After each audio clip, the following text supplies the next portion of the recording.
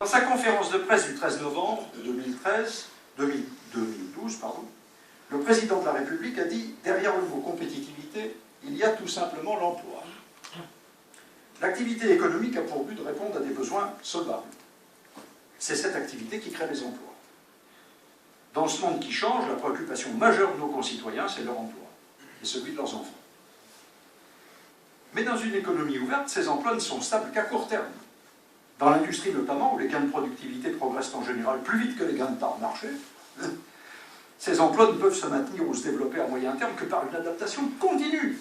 Et lors des ruptures technologiques ou géopolitiques, il faut dire un chat, par la mobilité géographique. Il existe manifestement une volonté forte du gouvernement de redévelopper l'industrie. Mais comme le rapport Gallois l'a dit sans ambiguïté, la volonté ne suffira pas.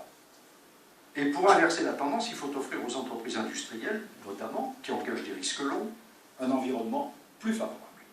Compte tenu de la dégradation enregistrée au cours des dernières années, c'est pas moi qui le dis, c'est d'un véritable choc de compétitivité qu'elles ont besoin. En quoi cet environnement pourrait-il être plus favorable? Je dirais qu'il y a deux cas. Il y a des évolutions encourageantes et il y a des problèmes qui restent préoccupants. Sur les évolutions encourageantes, il y a l'innovation. Dans les pays à gros frais généraux, comme le nôtre, on n'est pas les seuls, hein, et on est destiné à le rester.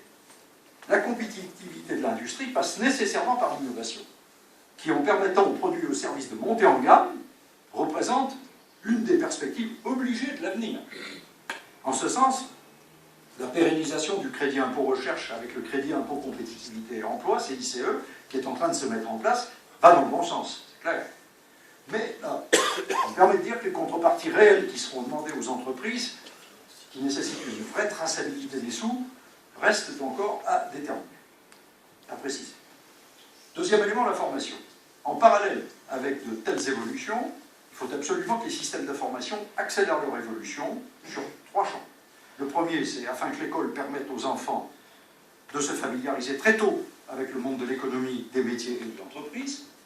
Je suis d'accord en ceci avec M. Payon.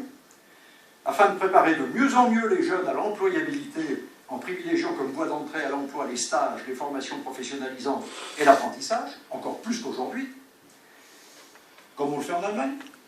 Et enfin, afin de permettre aux salariés une adaptation de leurs compétences tout au long de leur carrière professionnelle et à leur donner même les moyens de pouvoir la prolonger autant que nécessaire. Parce que le problème des seniors sans activité ou qui s'arrêtent trop tôt, c'en est un.